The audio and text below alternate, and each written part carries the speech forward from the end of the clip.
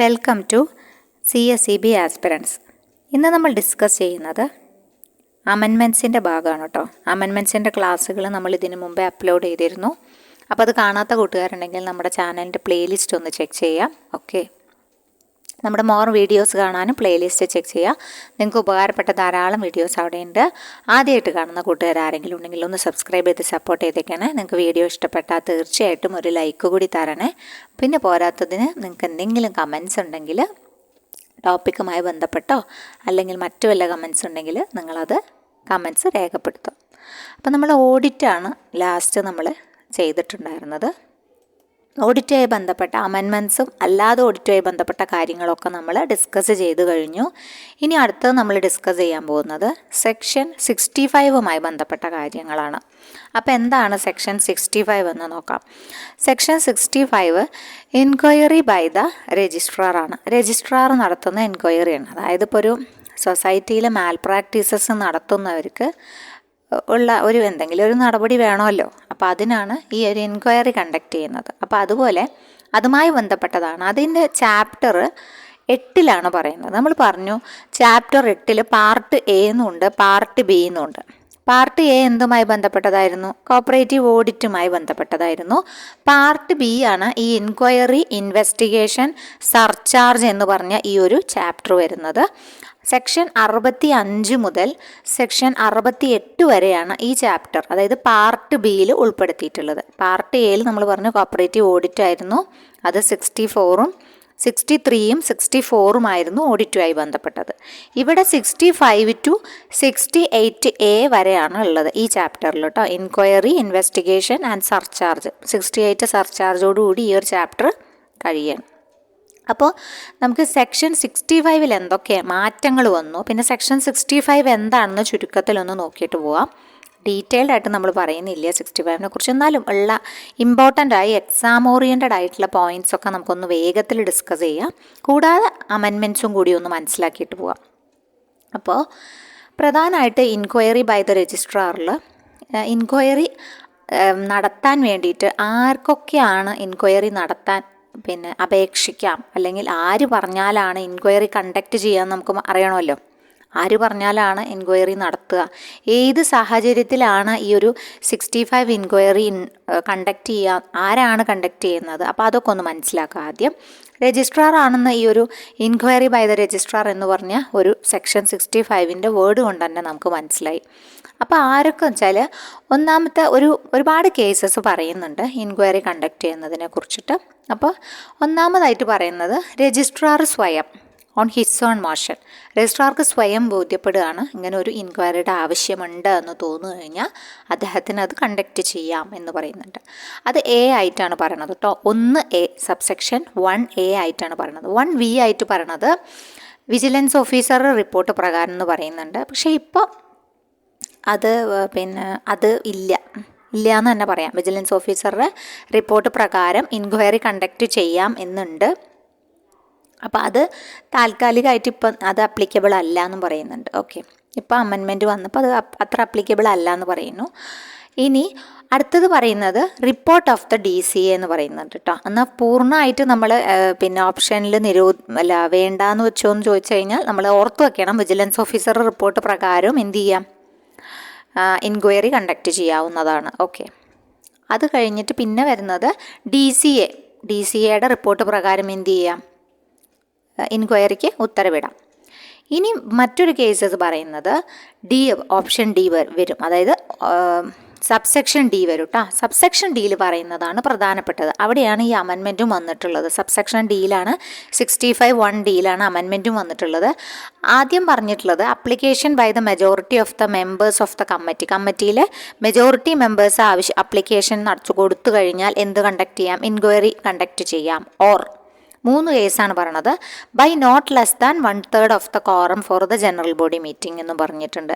Which ever is less, ഇതിലേതാണോ ചെറുത് അത്, അങ്ങനെയാണ് പറയണത്. എന്ന് വെച്ചാൽ മനസ്സിലായെന്ന് അറിയില്ല. Majority of the committee members application കൊടുക്കുക.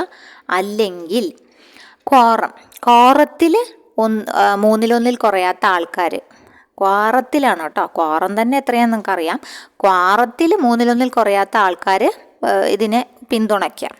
അതിൽ വിച്ചെവർ ഈസ് ലെസ്, അതിലേതാണോ ചെറുത് അത് പ്രകാരം എന്ത് ചെയ്യാം, അപ്ലിക്കേഷൻ സബ്മിറ്റ് ചെയ്യാം എന്ന് പറയുന്നുണ്ട്.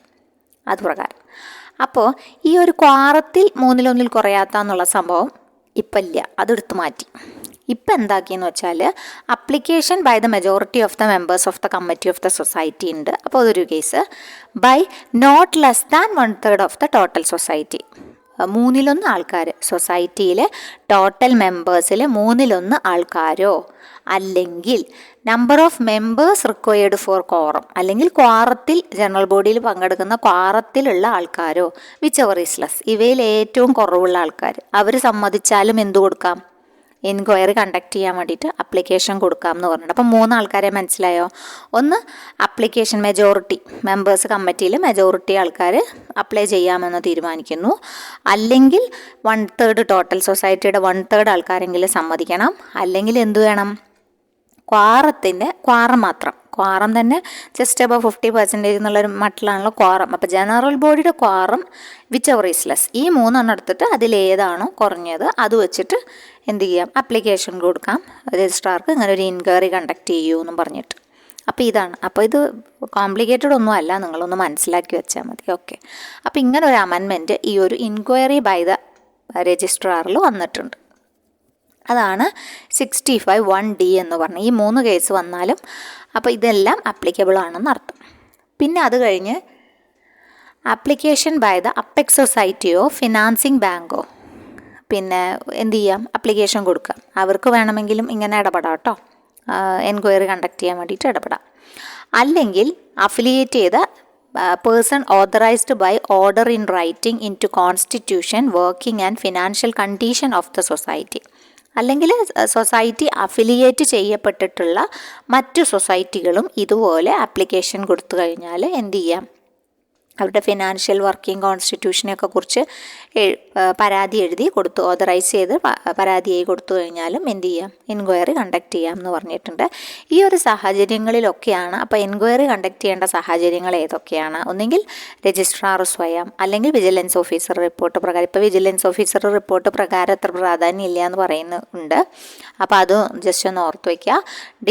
DCAയുടെ റിപ്പോർട്ട് പ്രകാരം ഇപ്പം അത് ഇല്ല എന്നാണ് പറഞ്ഞത് കേട്ടോ. ഓക്കെ.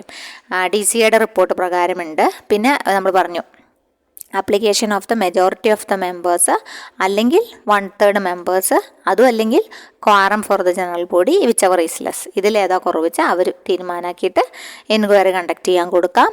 അപ്പെക്സ് സൊസൈറ്റിക്കോ ഫിനാൻസിങ് ബാങ്കിനോ, സൊസൈറ്റി ഒരു മെമ്പറായിട്ടുള്ള അപ്പെക്സ് സൊസൈറ്റിക്കോ ഫിനാൻസിങ് ബാങ്കിനോ അപ്ലിക്കേഷൻ കൊടുക്കാം. അല്ലെങ്കിൽ application of a society to which the society concerned is affiliated, ഇവർ അഫിലിയേറ്റ് ചെയ്യപ്പെട്ട മറ്റു സൊസൈറ്റികൾക്ക് ഇതുപോലെ അപ്ലിക്കേഷൻ കൊടുക്കാം. ഇത് പ്രകാരം എല്ലാം എന്ത് കണ്ടക്ട് ചെയ്യാം, എൻക്വയറി കണ്ടക്ട് ചെയ്യാമെന്ന് പറഞ്ഞിട്ടുണ്ട്. ഓക്കെ. അപ്പോൾ ഇത് മനസ്സിലായെന്ന് വിചാരിക്കുന്നു. പിന്നെ അടുത്തൊരു കേസ് പറയുകയാണെങ്കിൽ ഈ ഒരു എൻക്വയറിയുമായി ബന്ധപ്പെട്ട് 65(2)(a) എന്ന് പറഞ്ഞിട്ടൊരു ഭാഗം ഇവിടെ പിന്നെ പുതുതായിട്ട് കൂട്ടിച്ചേർത്തിട്ടുണ്ട്. 65(2)(a) എന്ന് പറഞ്ഞിട്ട്. അപ്പോൾ ഈ ഒരു 65-ൽ നമ്മൾ 1 ആണല്ലോ ഇപ്പോൾ ഡിസ്കസ് ചെയ്തത്. 1 മൊത്തം കഴിഞ്ഞു കേട്ടോ. 1 മൊത്തം കഴിഞ്ഞു. F വരെയാണ് 1 ഉള്ളത്. ആ F വരെ നമ്മളിപ്പോൾ ഡിസ്കസ് ചെയ്ത് കഴിഞ്ഞു. ഓക്കെ. അത് കഴിഞ്ഞാൽ 2ലേക്ക് കടക്കുമ്പോൾ 2ൽ എന്താ പറയണമെന്ന് വെച്ചാൽ 2A എന്ന് പറഞ്ഞിട്ടൊരു സംഭവം ആഡ് ചെയ്തിട്ടുണ്ട്. When an enquiry made under this section reveals, എന്തെങ്കിലും ഡിഫക്റ്റുകൾ കണ്ടെത്തുകയാണെങ്കിൽ, ഡിഫക്ട്സിന് വേണ്ടിയിട്ടാണല്ലോ, എന്തോ ഡൗട്ടുള്ള കാരണമല്ലേ ഇവർ എൻക്വയറി കണ്ടക്ട് ചെയ്യാൻ ആൾക്കാർ ആവശ്യപ്പെടണം. അപ്പോൾ അങ്ങനെ കണ്ടെത്തിയിട്ടുണ്ടെങ്കിൽ രജിസ്ട്രാറോ അല്ലെങ്കിൽ രജിസ്ട്രാർ ഓതറൈസ് ചെയ്യുന്ന പേഴ്സൺ, അവരാണല്ലോ ചെയ്യുന്നത്, ഇങ്ങനെ എൻക്വയറി കണ്ടക്ട് ചെയ്യുന്നത് കണ്ടുപിടിച്ചു കഴിഞ്ഞാൽ അവർ വേഗം ഒരു ഡീറ്റെയിൽഡ് എൻക്വയറി റിപ്പോർട്ട് തയ്യാറാക്കണം എന്ന് പറഞ്ഞിട്ടുണ്ട് കേട്ടോ. ഡീറ്റെയിൽഡ് എൻക്വയറി റിപ്പോർട്ട് തയ്യാറാക്കണം. എന്തിനെക്കുറിച്ച്? Regarding the defects. ഈ ഡിഫക്ട്സിനെ കുറിച്ചിട്ട് ഒരു ഡീറ്റെയിൽഡ് എൻക്വയറി റിപ്പോർട്ട് തയ്യാറാക്കുക.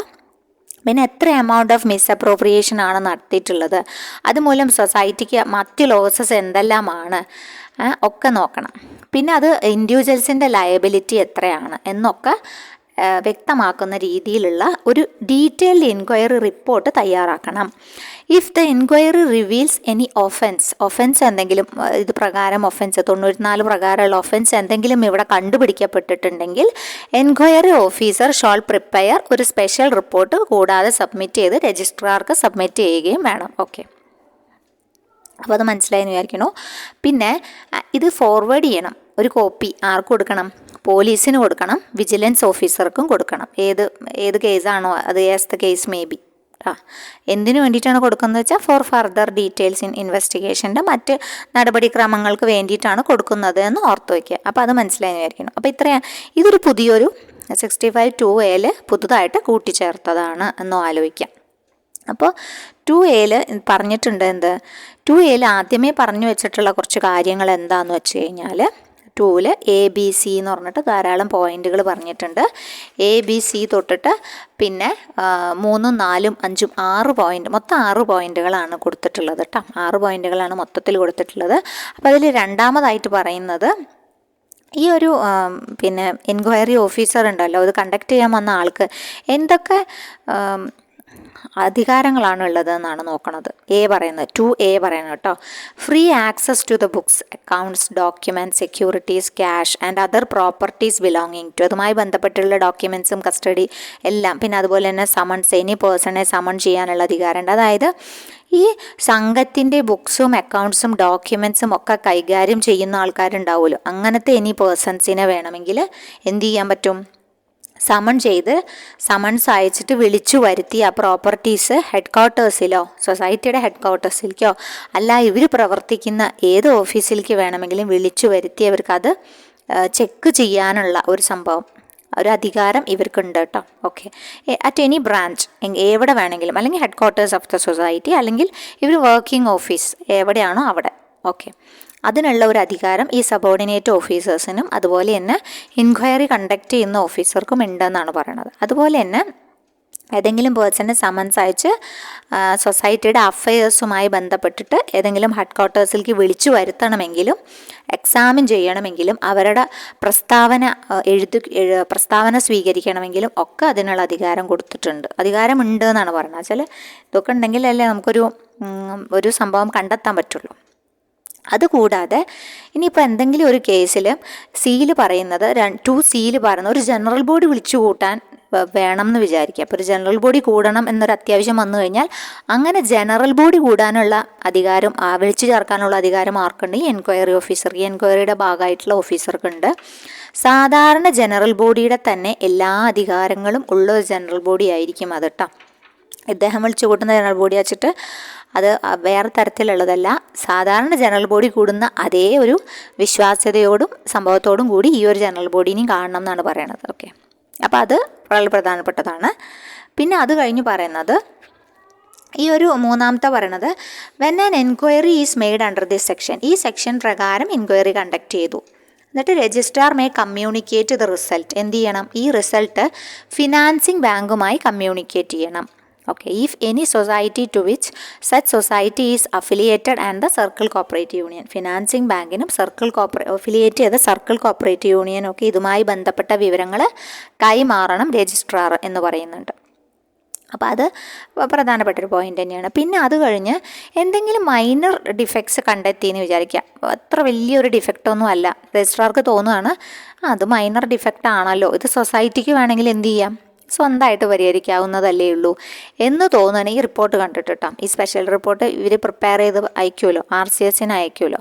അപ്പോൾ RCSന് തോന്നുകയാണെങ്കിൽ ഇത് അത്ര വലിയ കാര്യമൊന്നും അല്ല എന്ന് പറയുകയാണെങ്കിൽ ഇവരെന്ത് ചെയ്യാം, ഈ റിസൾട്ട് ഓഫ് എൻക്വയറി അപ്പം തന്നെ സൊസൈറ്റീനെ കമ്മ്യൂണിക്കേറ്റ് ചെയ്യാമെന്നാണ് പറയണത്. സൊസൈറ്റീനെ രജിസ്ട്രാർ കമ്മ്യൂണിക്കേറ്റ് ചെയ്ത് എന്ത് ചെയ്യണം, ഇത് തിരുത്തണം എന്ന് ആവശ്യപ്പെടാനുള്ള അധികാരം ആർക്കുണ്ട്? RCSനുണ്ട്. അതുമായി ബന്ധപ്പെട്ടുള്ള സ്പെസിഫൈഡ് ടൈം കൊടുത്ത് റെക്ടിഫൈ ചെയ്യണം ഈ ഡിഫക്ട്സ് എന്ന് പറഞ്ഞിട്ട് അവർക്ക് അതിനുള്ള സമയം കൊടുക്കാം. ഇനി അപ്പോൾ അത് പിന്നെ പ്രധാനപ്പെട്ട ഒരു അമെൻമെൻറ്റ് വന്ന ഒരു മേഖല എന്ന് വെച്ച് കഴിഞ്ഞാൽ ഈ enquiry under this section shall be completed within a period of 4 months. ആദ്യം 6 months എന്നായിരുന്നു പറഞ്ഞിരുന്നത്. എൻക്വയറി കണ്ടക്ട് ചെയ്യുന്നതിൻ്റെ സമയപരിധി എത്രയായിരുന്നു? 6 മാസം എന്നാണ് പറഞ്ഞത്. 6 മാസം. പിന്നെ അത് കഴിഞ്ഞിട്ട് എന്തെങ്കിലും ആവശ്യമാണെങ്കിൽ എക്സ്റ്റെൻഡ് ചെയ്യാമെന്ന് പറഞ്ഞു. ആ എക്സ്റ്റെൻഡ് ചെയ്യേണ്ടത് പിന്നെ 1 year വരെയാണ്. Maximum 1 year. Aggregate period shall not exceed 1 year എന്നും പറഞ്ഞിട്ടുണ്ടായിരുന്നു കേട്ടോ.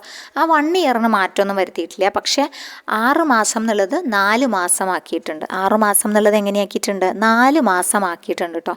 അപ്പോൾ അതൊന്ന് ഓർത്തിരിക്കണം. 6 മാസം എന്നുള്ളത് 4 മാസമാക്കിയിട്ടുണ്ട്. അപ്പോൾ അതൊന്ന് ഓർത്തിരിക്കുക, അത് പ്രധാനപ്പെട്ടതാണ് കേട്ടോ. ഈ ഒരു ഭാഗത്ത് ഈ ഒരു ഡേറ്റ് മാത്രമേ പഠിക്കാനുള്ളൂ, അപ്പോൾ അതുകൊണ്ട് അത് മറന്നു പോകരുത്. Inquiry shall be completed within a period of 4 months.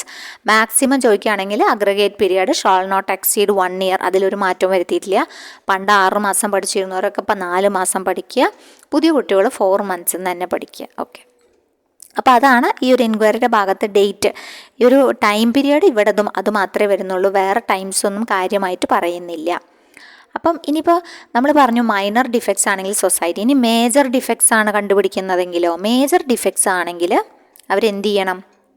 കോൺസ്റ്റിറ്റ്യൂഷനെ ബാധിക്കുന്നതോ അല്ലെങ്കിൽ സൊസൈറ്റിയുടെ വർക്കിങ്ങിനെ ബാധിക്കുന്നതോ അല്ലെങ്കിൽ ഫിനാൻഷ്യൽ കണ്ടീഷനെ ബാധിക്കുന്നതോ ആയ വലിയൊരു ഗുരുതര പ്രശ്നങ്ങൾ എന്തെങ്കിലും ആണെങ്കിൽ എന്തു വേണം? സൊസൈറ്റീനെ പിരിച്ചുവിടാം എന്നായിരുന്നു ആദ്യം പറഞ്ഞിരുന്നത്. അപ്പോൾ സെക്ഷൻ 32 ഇല്ലേ, സെക്ഷൻ 32 പ്രകാരമുള്ള പിരിച്ചുവിടൽ വരെ നടത്താമെന്നാണ് പറഞ്ഞിട്ടുള്ളത്. ഇപ്പം അതിൽ അത്ര കടുപ്പിക്കുന്നില്ല. ഇപ്പോൾ പറയുന്നത് ഹി മേ ഇനീഷ്യേറ്റ് ആക്ഷൻസ്, എന്തെങ്കിലും ആക്ഷൻസ് എടുക്കാം എന്നാണ് പറഞ്ഞത് കേട്ടോ. In accordance with the provisions of section 32 പ്രകാരമുള്ള ബന്ധപ്പെട്ട ആക്ഷൻസ് നടത്താം എന്ന് പറഞ്ഞു വെക്കുന്നുണ്ട്. ഓക്കെ, അപ്പോൾ അതൊന്ന് പ്രധാനപ്പെട്ടതാണ്, അതുമായി ഒന്ന് ബന്ധപ്പെട്ടത് ഓർത്തിരിക്കുക. അപ്പോൾ ഇവിടെ വളരെ പ്രധാനപ്പെട്ടത് ഈ 4 months ആണ്. 4 monthsനെ മറക്കരുത്. പിന്നെ 65 2Dയിൽ ആദ്യം പേഴ്സൺ എന്നായിരുന്നു, ഇപ്പോൾ പേഴ്സൺസ് എന്നാക്കിയിട്ടുണ്ട് കേട്ടോ. Persons related to or involved, ഈ ഇൻക്വയറിയിൽ ഇൻവോൾവ് ചെയ്യുന്ന പേഴ്സൺസിന് shall be issued a notice indicating the matter of enquiry and he or they shall be provided an opportunity of being heard. Inquiry ബന്ധപ്പെട്ട ആൾക്കാർക്ക് വിളിച്ചു വരുത്തിയിട്ട് അവർക്ക് പ്രോപ്പർ നോട്ടീസ് രജിസ്റ്റർ പോസ്റ്റായിട്ട് കൊടുത്തിട്ട് അവരെ കേൾക്കാൻ ഇവർ തയ്യാറാവണം. എൻക്വയറി ഓഫീസർ അവർക്ക് ഒരു വശം ഉണ്ടാവുമല്ലോ, ഓക്കെ എന്തുകൊണ്ട് ഇത് ചെയ്തു അല്ലെങ്കിൽ എന്തുകൊണ്ട് ഇങ്ങനെ മിസ്അപ്രോപ്രിയേഷൻ ഉണ്ടായി എന്ന് പറഞ്ഞിട്ട് ഒരു സൈഡ് അവർക്കും ഉണ്ടാവും. അപ്പോൾ അതുകൊണ്ട് തന്നെ സൊസൈറ്റിയുമായി ബന്ധപ്പെട്ടിട്ടുള്ള അങ്ങനത്തെ അംഗങ്ങളെ വിളിച്ചു വരുത്തുകയോ അല്ലെങ്കിൽ കമ്മിറ്റിയിലെ ആൾക്കാരോ അല്ലെങ്കിൽ പിന്നെ ഭരണം നടത്തുന്നവരോ അല്ലെങ്കിൽ ചിലപ്പോൾ മെമ്പേഴ്സ് തന്നെ ആയിരിക്കാം അല്ലെങ്കിൽ സ്റ്റാഫ് ആയിരിക്കാം, അതാരായാലും അവരുടെ ഭാഗം കേൾക്കാൻ ആര് തയ്യാറാവണം? ഈ എൻക്വയറി ടീം തയ്യാറാവണം എന്നും ഇതിൽ പറഞ്ഞു വയ്ക്കുന്നുണ്ട്. അപ്പോൾ അതാണ് ഈ ഇൻക്വയറിയുടെ ഭാഗത്തു നിന്നുള്ള പ്രധാനപ്പെട്ട കാര്യങ്ങൾ കേട്ടോ. പിന്നെ 65 സബ്സെക്ഷൻ 7 എന്ന് പറഞ്ഞു. അപ്പോൾ 6 വരെ ഉണ്ടായിരുന്നുള്ളൂ. 6 വരെയാണ് ഇപ്പോൾ നമ്മൾ ഡിസ്കസ് ചെയ്തത്. 6 ആണ് ഇപ്പോൾ നമ്മൾ പറഞ്ഞത് മേജർ ഡിഫക്ട്സ് എന്തെങ്കിലും ഉണ്ടെങ്കിൽ 32 പ്രകാരമുള്ളത് വരെ ചെയ്യാമെന്ന് പറഞ്ഞല്ലോ. സെക്ഷൻ 32 പ്രകാരം പിരിച്ചുവിടാൻ വരെ അധികാരം ആർക്കുണ്ട്? RCSനുണ്ട്. സൊസൈറ്റിയുടെ കോൺസ്റ്റിറ്റ്യൂഷനെയോ അല്ലെങ്കിൽ മറ്റതിനെയൊക്കെ ബാധിക്കുകയാണെങ്കിൽ തീർച്ചയായിട്ടും അങ്ങനെ തീരുമാനം എടുക്കാമെന്ന് പറഞ്ഞു. അപ്പോൾ 6 വരെ ഉണ്ടായിരുന്നുള്ളൂ, പിന്നെ 7 ആഡ് ചെയ്തതാണ്. അപ്പോൾ 65 7 എന്താ പറയണ വെച്ചാൽ if any inquiry reveals that any irregularity, misappropriation, fraud, default ഇതൊക്കെ കണ്ടുപിടിക്കുകയാണ്, റിവീൽ ചെയ്യുകയാണ്. ഇതിൻ്റെ ഫലമായിട്ട് cooperative society is committed or that any loss, സൊസൈറ്റിക്ക് ഇൻകേർഡായി ലോസ് എന്തെങ്കിലും, the registrar or any officer specifically empowered or authorised by the registrar in this behalf shall take immediate necessary steps എടുക്കണം to recover the misappropriated or defaulted money, ഈ property അസറ്റും ഒക്കെ legal actions after assessing the loss. അതായത് loss assess ചെയ്ത് കഴിഞ്ഞാൽ പിന്നെ നോക്കി നിൽക്കാനൊന്നും പാടില്ല, എത്രയും പെട്ടെന്ന് ഇമ്മീഡിയറ്റ് നെസസറി സ്റ്റെപ്സ് ഈ എമൗണ്ട്സ് റിക്കവർ ചെയ്യാൻ ഉണ്ടാവണം എന്നാണ് പറയുന്നത്. അതാണ് പുതുതായിട്ട് ഇപ്പോൾ കൂട്ടിച്ചേർത്തിട്ടുള്ളത് ഈ ഒരു 65 സബ്സെക്ഷൻ 7 എന്ന് പറഞ്ഞ ഒരു ഭാഗത്ത് കേട്ടോ. അപ്പോൾ ഇത്രയും കാര്യങ്ങൾ നമ്മൾ അമെൻമെൻറ്റിൽ ചെറിയ കുറച്ച് പോയിന്റുകളാണ് അമെൻമെൻറ്റിൽ മാറ്റം വരുത്തിയിട്ടുള്ളത് നമ്മൾ കണ്ടു. ഇത് ഒരു അമെൻമെൻറ്റിൻ്റെ ഭാഗമാണ്. പിന്നെ അമെൻമെൻറ്റിൻ്റെ ഭാഗമുള്ളത് ഇതാണ് കേട്ടോ, ഓപ്പർച്യൂണിറ്റി കൊടുക്കണം, അവരെ കേൾക്കണം എന്നുള്ളത്. പിന്നെ ഇത് പ്രധാനപ്പെട്ടതാണ്, 4 months ആക്കിയത്. ആദ്യം 6 മാസമായിരുന്നു, ഇപ്പോൾ 4 months ആയി. മാക്സിമം ചോദിക്കുകയാണെങ്കിൽ എത്രയാണ് പറയുക? നോട്ട് എക്സീഡിങ് 1 year പറയും. പിന്നെ ഉള്ളൊരു പ്രധാനപ്പെട്ടതാണ് ഈ രജിസ്ട്രാറുടെ ഈ ഇൻക്വയറി കണ്ടക്ട് ചെയ്യുന്ന ഡീറ്റെയിൽസും ഓതറൈസ് ചെയ്യുന്ന റിപ്പോർട്ടും ആർക്കാണ് കൊടുക്കുക? രജിസ്ട്രാർക്ക് കൊടുക്കണം, പിന്നെ അല്ലെങ്കിൽ പോലീസും വിജിലൻസ് ഓഫീസർക്കും കൊടുക്കണം എന്നുള്ള ഭാഗം, അതും ഇത്തിരി ഓർത്തു വയ്ക്കേണ്ടത്. അപ്പോൾ ഇതെന്ന് ഇപ്പോൾ നമുക്ക് ചോദിക്കാൻ പറ്റാവുന്ന ചോദ്യങ്ങൾ, അതായത് എങ്ങനെ ഇൻക്വയറിയുമായി ബന്ധപ്പെട്ട് എന്തൊക്കെ ചോദ്യങ്ങൾ വരാം. ഒന്ന്, ഇപ്പോൾ ആരാണ് ഇൻക്വയറി കണ്ടക്ട് ചെയ്യുന്നത് ചോദിക്കുക, അല്ലേ? അപ്പോൾ RCS ആണ് കണ്ടക്ട് ചെയ്യുന്നത്. ഏതാണ് സെക്ഷൻ എന്ന് ചോദിച്ചാൽ 65 ആണ്. പിന്നെ ചോദിക്കാവുന്ന ഒരു ചോദ്യമാണ് ഇൻക്വയറി ആർക്കൊക്കെ ഇൻക്വയറിക്ക് അപ്ലിക്കേഷൻ കൊടുക്കാം എന്നുള്ളത്. നമ്മൾ വിശദമായിട്ട് പറഞ്ഞു. ഒന്നെങ്കിൽ രജിസ്ട്രാർക്ക് സ്വയം അല്ലെങ്കിൽ വിജിലൻസ് ഓഫീസറെ അപ്പോയിൻറ്റ് ചെയ്തിട്ട് അതിനിപ്പോൾ പ്രാധാന്യം ഇല്ല എന്ന് പറഞ്ഞു. പക്ഷേ CHEയുടെ ആൻസർ കീയിൽ വന്നാൽ അതിന് പ്രാധാന്യം ഉണ്ടാവും. ഓക്കെ. പിന്നെ DC, അപ്പോൾ നിങ്ങൾക്ക് അതിനെക്കുറിച്ച് വല്ല ആധികാരികമായിട്ട് എന്തെങ്കിലും അറിവുണ്ടെങ്കിൽ ഒന്ന് കമൻറ്റ് ചെയ്യൂ കേട്ടോ. DCയുടെ പിന്നെ റിപ്പോർട്ട് പ്രകാരം കൊടുക്കാം. പിന്നെ members, committee members, application majority committee members or not less than 1/3 of the total society members, അതും അല്ലെങ്കിൽ കോറം, ജനറൽ ബോഡിയുടെ കോറം, whichever is less. ഇതിൽ കുറയാത്ത ആൾക്കാരുണ്ടെങ്കിലും എന്ത് ചെയ്യാം, ആപ്ലിക്കേഷൻ കൊടുക്കാം. അതൊന്ന്. പിന്നെ നമ്മുടെ പ്രധാനപ്പെട്ടതാണ് അപ്ലിക് സൊസൈറ്റിക്കോ ഫിനാൻസിങ് ബാങ്കിനോ കൊടുക്കാം, അല്ലെങ്കിൽ ഇവർ അഫിലിയേറ്റ് ചെയ്യപ്പെട്ട വല്ല സൊസൈറ്റിക്കും ആപ്ലിക്കേഷൻ കൊടുത്താലും ഇത് നടക്കും. എന്ത് നടത്തും? എൻക്വയറി നടത്തും രജിസ്ട്രാർ എന്ന് പറഞ്ഞു. അപ്പോൾ ഈ ഒരു കേസ് മൊത്തം പഠിച്ചു വയ്ക്കുക. പിന്നെ അതുമായി ബന്ധപ്പെട്ടിട്ട് പിന്നെ പ്രധാനപ്പെട്ടതെന്ന് പറഞ്ഞു കഴിഞ്ഞാൽ ഇദ്ദേഹത്തിന് എന്തൊക്കെ അധികാരങ്ങളുണ്ട് എന്നുള്ള അധികാരങ്ങൾ, സമൺ ചെയ്യാനുള്ള അധികാരമുണ്ട്, പ്രോപ്പർട്ടീസൊക്കെ ആക്സസ് ചെയ്യാനുള്ള അധികാരമുണ്ട്. പിന്നെ അതുപോലെ തന്നെ നമ്മൾ പറഞ്ഞു ഹെഡ് ക്വാർട്ടേഴ്സിലേക്ക് ആരെ വേണമെങ്കിലും വിളിച്ചു വരുത്താം. ആരെ വേണമെങ്കിലും മീൻസ് ഇതുമായി റിലേറ്റഡ് ചെയ്ത ആൾക്കാരെ വിളിച്ചു വരുത്താം. പിന്നെ പ്രധാനപ്പെട്ട അധികാരമാണ് ജനറൽ ബോഡി വിളിച്ചു ചേർക്കാനുള്ള അധികാരം. അദ്ദേഹത്തിന് ബൈലോ സ്പെസിഫൈ ചെയ്ത പ്രകാരം നോട്ടീസ് കൊടുത്ത് ജനറൽ ബോഡി മീറ്റിംഗ് കണ്ടക്ട് ചെയ്യാനുള്ള അധികാരമുണ്ട്. ഈ ജനറൽ ബോഡി മീറ്റിങ്ങിന് എന്താണ് സാധാരണ പ്രസിഡന്റും സെക്രട്ടറിയും വിളിച്ചു ചേർക്കുന്ന അതേ ജനറൽ ബോഡിയുടെ തന്നെ പവർ ഉണ്ട് എന്ന് ആലോചിച്ച് വയ്ക്കുക.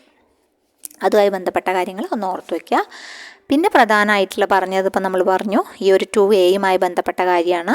എന്താ 2Aയിൽ പറയുന്നത്? 2Aയിൽ പറയുന്നത് ഓതറൈസ് ചെയ്യുന്ന enquiry officer detailed enquiry report ഇതൊക്കെയുമായി ബന്ധപ്പെട്ട് ഉണ്ടാക്കണം. അത് എന്ത് ചെയ്യണം? സ്പെഷ്യൽ റിപ്പോർട്ടും ഉണ്ടാക്കണം. സ്പെഷ്യൽ റിപ്പോർട്ട് രജിസ്ട്രാർക്ക് കൊടുക്കണം. പിന്നെ കൂടാതെ കോപ്പി പോലീസിനോ വിജിലൻസ് ഓഫീസർക്കോ കൈമാറണമെന്ന് പറഞ്ഞിട്ടുണ്ട്. എൻക്വയറി നടത്താനുള്ള കാലപരിധി മാക്സിമം 1 year തന്നെയാണ് ഇപ്പോഴും പറയുന്നത്. പക്ഷേ പീരിയഡ് 4 months ആക്കിയിട്ടുണ്ട്. ആദ്യം 6 months ആയിരുന്നു. അതൊന്ന് പഠിച്ചു വയ്ക്കുക. പിന്നെ എൻക്വയറിയായി ബന്ധപ്പെട്ടിട്ടുള്ളത് മൈനർ ഡിഫക്ട്സ് എന്തെങ്കിലും കണ്ടുപിടിച്ച് കഴിഞ്ഞാൽ എന്ത് ചെയ്യണം? സൊസൈറ്റീനെ തന്നെ അറിയിക്കണം. അവരോട് എന്ത് ചെയ്യണം? സ്പെസിഫൈഡ് ടൈം കൊടുത്തിട്ട് റെക്ടിഫിക്കേഷൻ റിപ്പോർട്ട് തരാൻ പറയണം. അല്ല വലിയൊരു സീരിയസ് ആയിട്ടുള്ള ഒഫൻസ് ആണെങ്കിൽ തീർച്ചയായിട്ടും അതിന് കനപ്പെട്ട എന്തെങ്കിലും ആക്ഷൻസ് എടുക്കാനുള്ള അധികാരം ആർക്കുണ്ട്? രജിസ്ട്രാർക്കുണ്ട്. അപ്പോൾ ഇതാണ് ഈ ഒരു പ്രോസസ്സാണ് നമ്മൾ 65 എന്ന് പറയുന്നത്. അപ്പോൾ 65 സെക്ഷൻസ് മൊത്തം നമ്മൾ പറഞ്ഞു കേട്ടോ. എന്തായാലും എക്സാമാണ്. അപ്പോൾ നമ്മൾ 65 ബന്ധപ്പെട്ട് നമുക്കൊന്നും മിസ്സാവാൻ പാടില്ല. അമെൻമെൻറ്റ്സും കൂടെ പഠിക്കുക, ബാക്കിയുള്ള പോയിൻറ്റ്സും തീർച്ചയായിട്ടും പഠിക്കുക. അപ്പോൾ 65 നമ്മൾ കവർ ചെയ്തു മൊത്തം. എൻക്വയറി ബൈ ദ രജിസ്ട്രാർ എന്ന 65 സെക്ഷനുമായി ബന്ധപ്പെട്ട് നമ്മൾ ഇനി ഒന്നും പറയാനില്ല, എല്ലാം പറഞ്ഞു കേട്ടോ. അപ്പോൾ ഇത്രയാണ് ഈ ഒരു ക്ലാസ്സിൽ നമ്മൾ പറയുന്നത്. ഇനി നമുക്ക് ബാക്കി അതായത് 66 വരുന്നുണ്ടല്ലോ, നമുക്ക് അടുത്ത ക്ലാസ്സിൽ ഡിസ്കസ് ചെയ്യാം കേട്ടോ. അപ്പോൾ അടുത്ത ക്ലാസ്സിൽ നമുക്ക് സൂപ്പർവിഷൻ ആൻഡ് ഇൻസ്പെക്ഷൻ ആണ് 66. അതുമായി ബന്ധപ്പെട്ട കാര്യങ്ങൾ ഡിസ്കസ് ചെയ്യാം. താങ്ക്